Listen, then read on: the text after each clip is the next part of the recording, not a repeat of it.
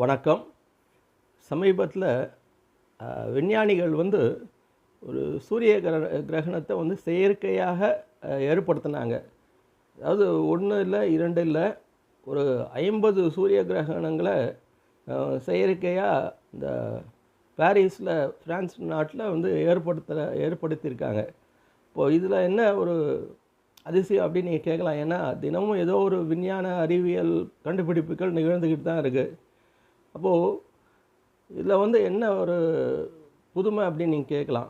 அதாவது இந்த செயற்கையான ஒரு சூரிய கிரகணம் வந்து நம்ம நாட்டுக்கு புதுசு இல்லை அப்படின்றது தான் இந்த பதிவினுடைய நோக்கம். அதாவது மகாபாரதத்தில் வந்து இந்த கிருஷ்ணர் அந்த ஜெயத்ரதன் அப்படின்ற ஒரு அரசனை வந்து அர்ஜுனன் கொல்லக்கூடிய ஒரு சபதத்தை எடுத்துக்கிட்டான்.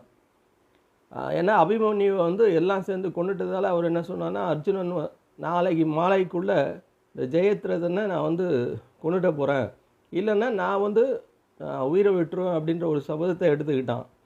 ஆனால் மறுநாள் வந்து சூரிய ஒரு அஸ்தமனம் நடக்க இருந்தது. அந்த அஸ்தமனம் முடியறதுக்குள்ளே அவனுடைய சபதம் நிறைவேறணும்.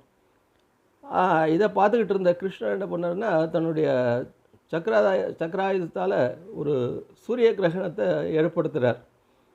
ஏற்படுத்தின உடனே எல்லாமே சூரியன் மறைந்துட்டாங்க. சூரியன் வந்து இப்போ அர்ஜுனனை இறக்க போகிறான் அப்படின்ற ஒரு சந்தோஷத்தில் இருக்கும்போது அர்ஜுனன் என்ன பண்ணான்னா, கிருஷ்ணனுடைய பேச்சின் ஒரு அடிப்படையில் அம்பை விட்டு ஜெயத்ரனுடைய தலையை வந்து தனியாக எடுத்துடுறான்.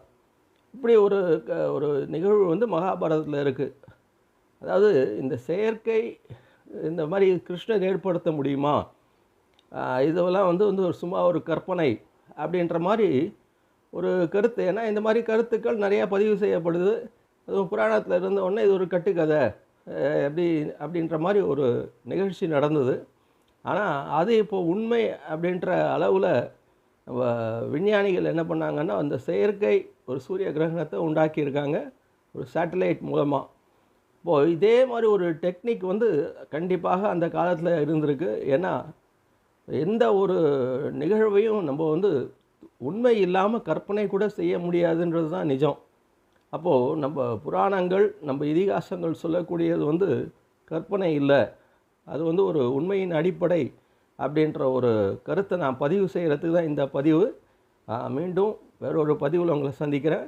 நன்றி, வணக்கம்.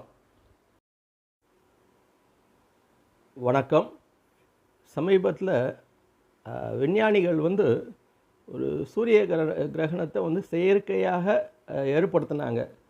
அதாவது 1 இல்லை, 2 இல்லை, ஒரு 50 சூரிய கிரகணங்களை செயற்கையாக இந்த பாரிஸில் பிரான்ஸ் நாட்டில் வந்து ஏற்படுத்தியிருக்காங்க.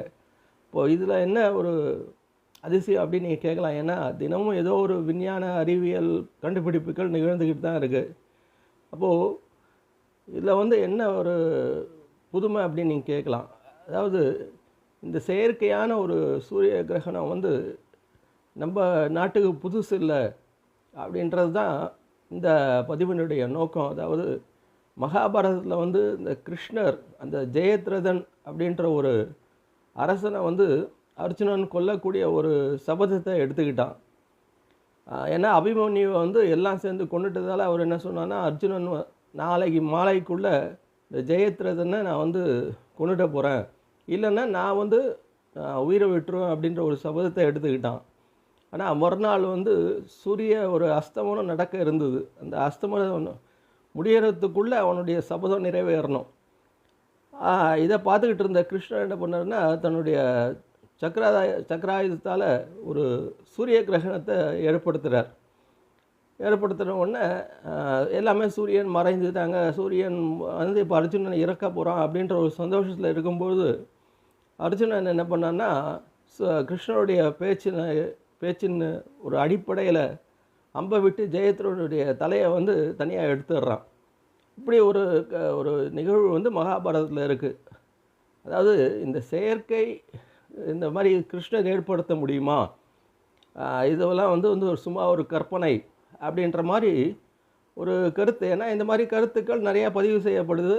அதுவும் புராணத்தில் இருந்த உடனே இது ஒரு கட்டுக்கதை அப்படின்ற மாதிரி ஒரு நிகழ்ச்சி நடந்தது. ஆனால் அது இப்போது உண்மை அப்படின்ற அளவில் நம்ம விஞ்ஞானிகள் என்ன பண்ணாங்கன்னா அந்த செயற்கை ஒரு சூரிய கிரகணத்தை உண்டாக்கியிருக்காங்க ஒரு சேட்டலைட் மூலமாக. இப்போது இதே மாதிரி ஒரு டெக்னிக் வந்து கண்டிப்பாக அந்த காலத்தில் இருந்திருக்கு. ஏன்னா எந்த ஒரு நிகழ்வையும் நம்ம வந்து உண்மை இல்லாமல் கற்பனை கூட செய்ய முடியாதுன்றது தான் நிஜம். அப்போது நம்ம புராணங்கள் நம்ம இதிகாசங்கள் சொல்லக்கூடியது வந்து கற்பனை இல்லை, அது வந்து ஒரு உண்மையின் அடிப்படை அப்படின்ற ஒரு கருத்தை நான் பதிவு செய்கிறதுக்கு தான் இந்த பதிவு. மீண்டும் வேறொரு பதிவில் உங்களை சந்திக்கிறேன். நன்றி, வணக்கம்.